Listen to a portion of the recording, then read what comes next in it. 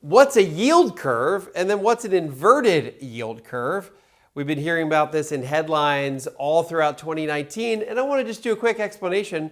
So first, what is a yield curve and what does it mean for interest rates? What's the normal relationship? And then what's an inverted yield curve?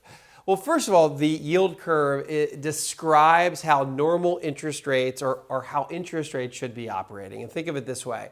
Longer term interest rates should be higher than short term. Think of it as if you've ever bought a CD. If you were to go to the bank and get a 1-year CD, let's call it, you might get 1% in interest. But then you would expect a 3-year CD to pay more. Let's call it 3% as an example. And a 5-year CD to pay you even more interest. Let's call it 5%. Think of it as upward sloping. Short term, low interest. Longer term, higher interest. That's what the yield curve now determines or shows us. I'm gonna draw a picture of this. So we've got the y-axis and then the x-axis. Here on this side, we have percent interest rates.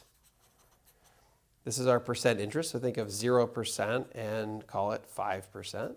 And then here we have time. Think of this as 30 years, way out here, 0 years right here, 10 years, because this is an important benchmark for U.S. interest rates on government bonds. Normally, a yield curve should look like this, a normal yield curve. So short-term interest rates are lower than long-term interest rates way out here. That is a normal relationship. When we get think of this as a 4% yield way out here for a 30-year bond, and think of this as 0.5% for a very short-term government bond. This is the yield curve. Now, when we get an inverted yield curve, it means the relationship effectively goes upside down or inverted. So instead of looking like this, an inverted yield curve looks a lot like this.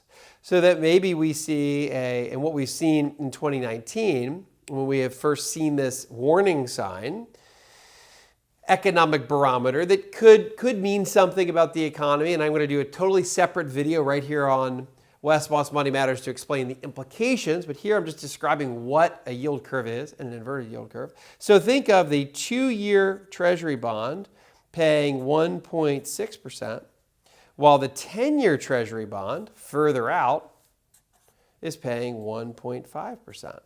Again, that is upside down and not a normal interest rate environment. So a normal yield curve slopes up and higher as more interest you receive over a greater period of time.